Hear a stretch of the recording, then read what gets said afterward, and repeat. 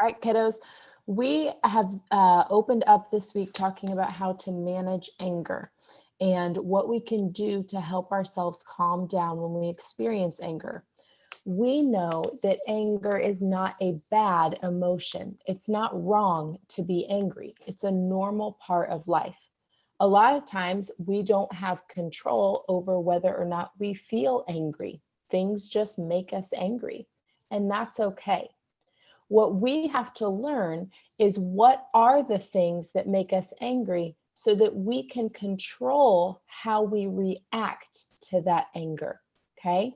Typically, when we are feeling angry, that is when we are most likely to lose control of our emotions and to make disrespectful or dangerous choices. So we have to be aware of our anger before we get angry so that we know what our plan is going to be. Okay. This morning, I would like us to watch a short video clip from a series we've seen before that's going to talk with us about how the brain works. So when you start to feel angry, what exactly is going on in your brain physically? Because when we understand how emotions work, we can do a better job of managing them and of responding to them appropriately. So I'm going to share this screen with you. And we will take a look at how to identify our anger buttons to control our reactions before we flip our lids, okay? Here is a short video for you to watch, and I want you to be thinking about what are you learning about the brain. We are. Imagine that you really want to play soccer at lunchtime. But when the bell rings, you can't find your shoes. When you finally get out to the field, the teams have been picked and it's too late for you to play. Maybe you got so mad that this small problem became a big problem in an instant. When we lose control of our emotions like this, we can call it flipping your lid, kind of like the way a pot might do if it was too full and too hot. A little while later, after you've cooled down, you might even feel sad when you realize that when you had a big reaction to a little problem, you could have hurt someone's feelings. What if I told you that this happens to everyone? Your parents, friends, teachers, and everyone else you know can flip their lid and lose control of their emotions sometimes. We all need to work on managing our feelings. Have you ever wondered why we can have such a hard time keeping our emotions under control? It can be really tough being a kid these days. There's just so much going on every day, at home, at school, even after school. Sometimes it's hard to keep a lid on things, and we act in ways that are not kind or caring, even though we don't mean to be hurtful. There are so many situations that we encounter every day that can cause our emotions to bubble up. Maybe you felt upset or frustrated when you were working on a problem or activity at school and just can't seem to get it right. Maybe something unexpected or embarrassing happened to you in front of your friends. Maybe you had something important to say, but didn't get a chance to say it. These and many, many more situations can cause both kids and adults to flip their lids. So, why does this even happen? Well, it has to do with the way our amazing human brains work to help keep us safe. This is your brain, the part of your body that controls everything you do. Let's take a closer look at the parts of the brain and how they can work together to help us keep a lid on things. The brain is a pretty complicated organ, so we're going to use our hand to help us visualize what's happening up there. Let's imagine that our brain has an upstairs and a downstairs.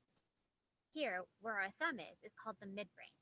This is where our emotions and memories are created and stored. Below that is your brainstem. The brainstem controls the things our bodies do that we don't have to think about, like breathing. It also controls our automatic reactions to certain situations. For example, if you touch a cup with hot tea in it and it's too hot, your downstairs brain feels the pain and will pull your hand away to stop you from getting burnt. It's an automatic reaction. You don't have to stop and think about what to do. Or imagine you're out on a hike and a bear wanders onto the path. Your brain doesn't stop and think, what kind of bear is it? Is it friendly? Your downstairs brain notices that you feel scared, it takes charge, and in a split second decides whether or not you should fight, fly, another word for run away, or freeze. Because of the way our downstairs brain reacts to these situations, We can think of it as our emotional brain because it reacts instantly without needing to think things through. It's always ready to take charge in any situation to help keep you safe. So, if this is our downstairs brain, then this part where the back of our hand and fingers are can be seen as our upstairs brain. It's called the cerebral cortex. This part of our brain helps us think logically, act with kindness, and think about how others might be feeling. It's also the problem solving part of our brain. It helps us to think of possible solutions to a problem and decide which one is best. The upstairs brain is our thinking brain. Your upstairs and downstairs brain don't work alone. Your brain is set up so that the upstairs and downstairs brain can communicate with itself. It sends messages from section to section all the time about what our bodies feel and need. Let's take a closer look at our brain fifth.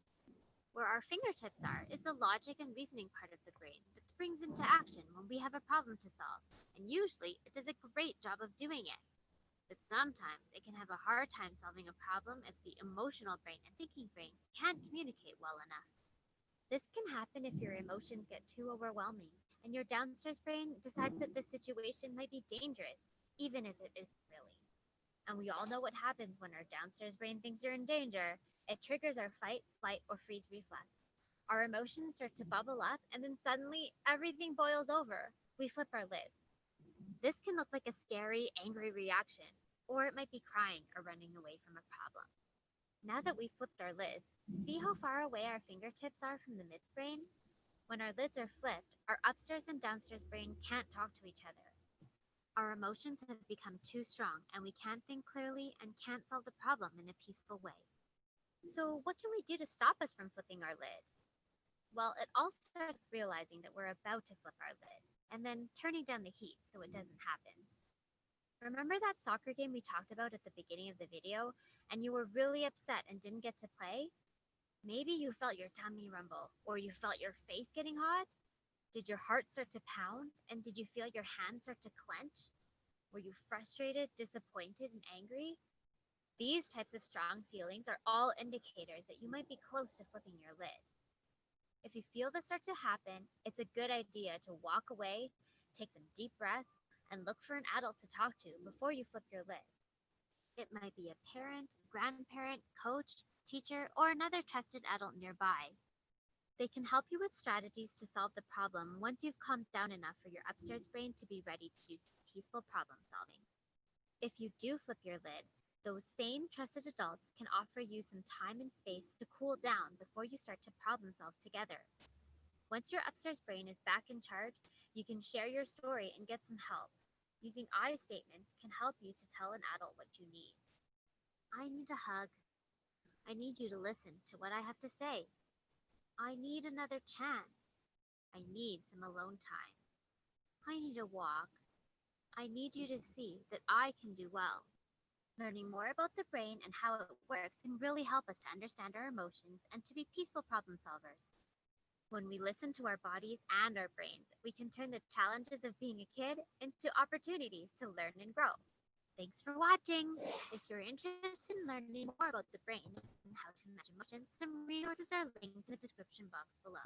Alrighty, I do recommend on your own time that you check out some of those videos. This is linked inside of the seesaw assignment that you are going to complete today. I'm going to ask you to go to your activities on Seesaw so that we can process some of the information that we just heard. The activity that you're going to complete is called Anger Buttons, How to Control Your Anger.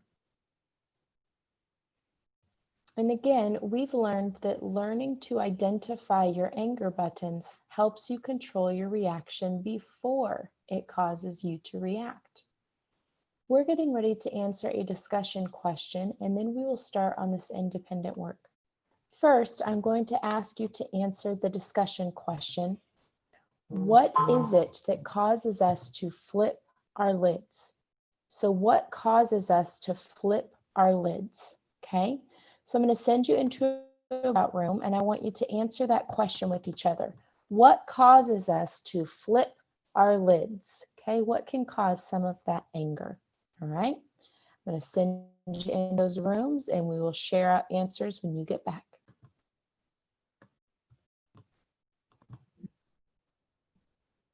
Question was, what causes us to flip our lids? So what are some things that can cause us to flip our lids?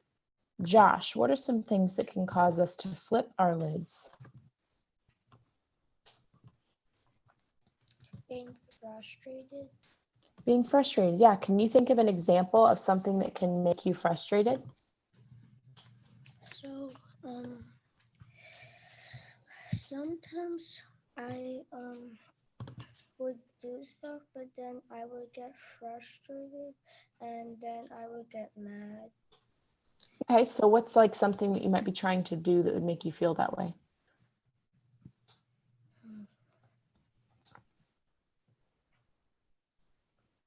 So like for me, I've felt this way when I've tried to do something and I don't feel like I'm good at it.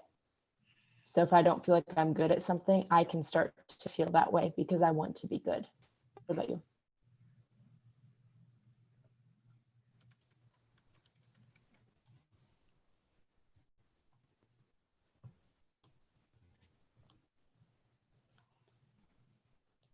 You want to think on it?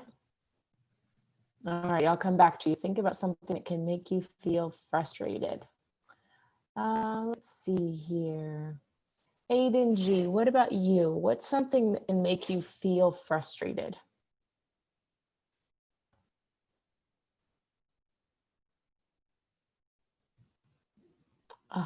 Aiden, I can see your mouth moving, but I can't hear you. I'm muted. He's not muted. He's got his symbol off. Can you hear us? But we can't hear you. You want to type it in the chat to me and then I can share that out? Something that can make you feel frustrated?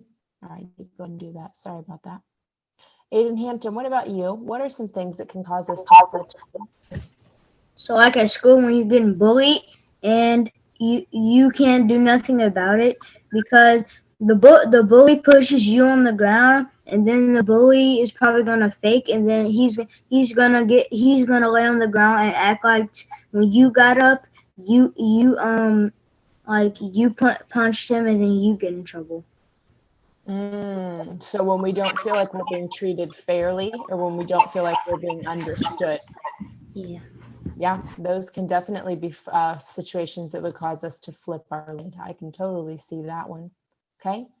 Second question that I'm going to ask you to discuss in your room is what can we do when we flip our lids? So when we've kind of lost control, what can we do when we flipped our lids? Okay, what are some ways that we can choose to respond? I'm going to send you into those breakout rooms.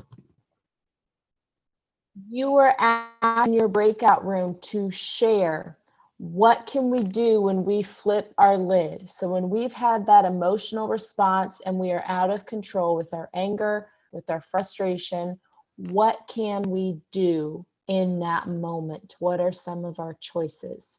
Let's hear from, close this so I can see everybody's names. Awesome. Let's hear from, I only have 2 girls on here. Oof. Oh, 3. Okay, good. I wanted to hear from some ladies. I haven't heard from some ladies today. What can we do when we flipped our lid? Alicia, when we've lost control of our anger or our frustration, what can we do? You can breathe in and out so you can get calmer at a time. Nice. Breathing. Breathing is scientifically proven to calm us down because we get oxygen to our brain. And oxygen can refresh our brain and make it feel safe. Awesome. Camille, what about you, Missy? What can we do when we have flipped our lid? Calm ourselves down. Say it again. Calm ourselves down. Calm ourselves down. Yes, how can we do that?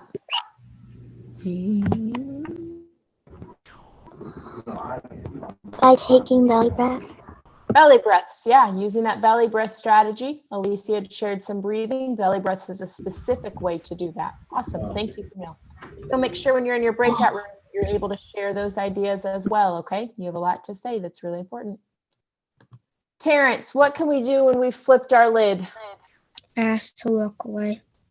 Yes, Ask to take a break. That is my strategy. When I am feeling overwhelmed and when I'm very close to flipping my lid, I need time.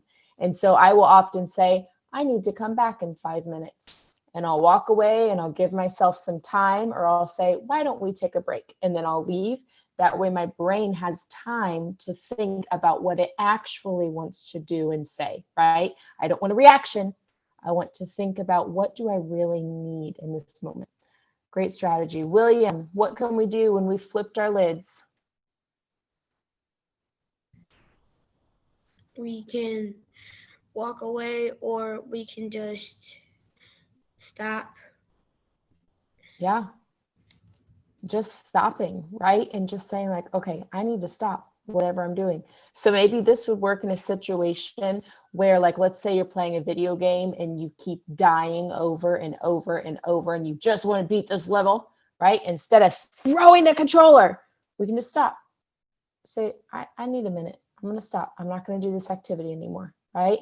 Or if we're doing some schoolwork and we can't seem to get Seesaw to work because it keeps clicking the wrong thing and I'm so mad, right? Just stop. Just stop. Just do something else for a little bit, right? Great strategies. Okay. Let's go over your assignment expectations.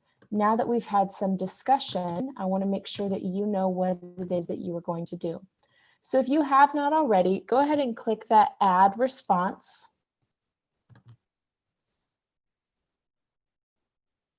I'm going to click view instructions. It says independently on slide 1, record examples of things which make you angry. So what are some things in your own life that you've experienced anger from? On slide 2, you're going to circle the level that describes how you feel when those things happen. On slide 3, you are going to share strategies you know that help you calm down when angry. And then you'll click the check to turn in your work. So for me, and this is my example, you do not need to write these. Some things that push my anger buttons are when I feel like I am not good at something, okay? So when I feel like I am not good at something, my anger button has been pushed, all right? Another thing that can push my anger button is when I feel like people are not trying to understand me or listen to me, right? When I feel like I'm being ignored, or when I feel like people don't care about what I think or what I feel, that can push my anger button as well, okay? Another thing that can push my anger button is kind of a silly one, but serious.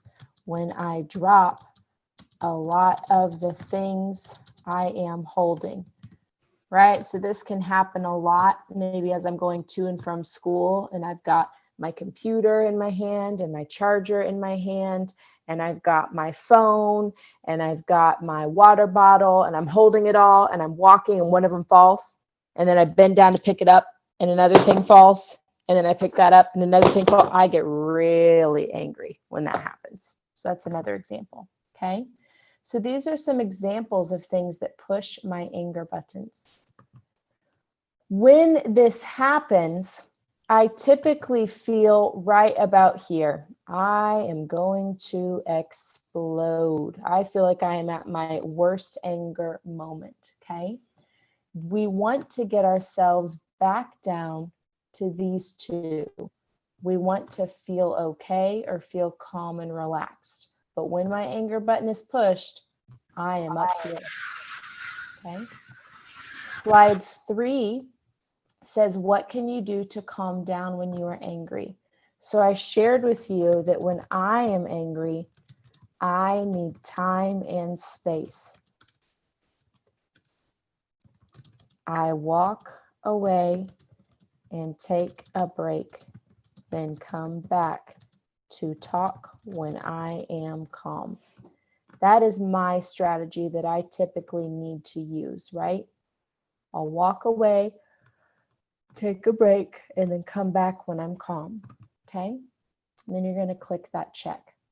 So again, on slide 1, what are some things that push your anger buttons?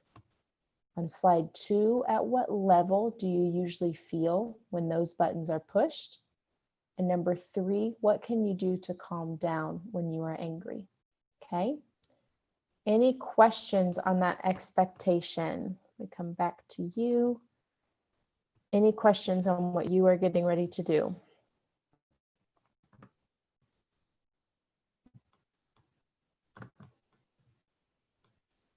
Gentlemen, hands are raised, but I'm not sure if that's from last time. So Levin, Terrence, and Aiden G, check your hand. And if that's from last time, take it down. If it's not, then we'll go over it. Alrighty. Terrence, what is your question? Can I share one of mine of what I get angry at? Sure. So when when I'm playing Fortnite and people get toxic, it gets annoying to everybody playing the game.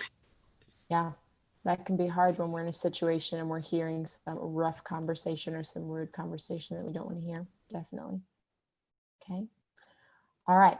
So ladies and gentlemen, this is going to be completed by you during some independent work time today. I want you to reflect on what is it that pushes your anger buttons? At what level do you feel when that happens? And what can you do to calm down? Okay. Remembering that if we understand the types of things that make us angry, we can anticipate our response and be proactive in making sure that we calm ourselves to respond respectfully and to respond safely, right? Remember, anger is not a bad emotion. There's nothing wrong with being angry.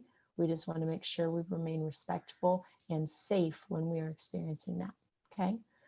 Alrighty, go ahead and click on that orange check mark to save your work as a draft. You're getting ready to move into reading, so you draft your work so that you have it all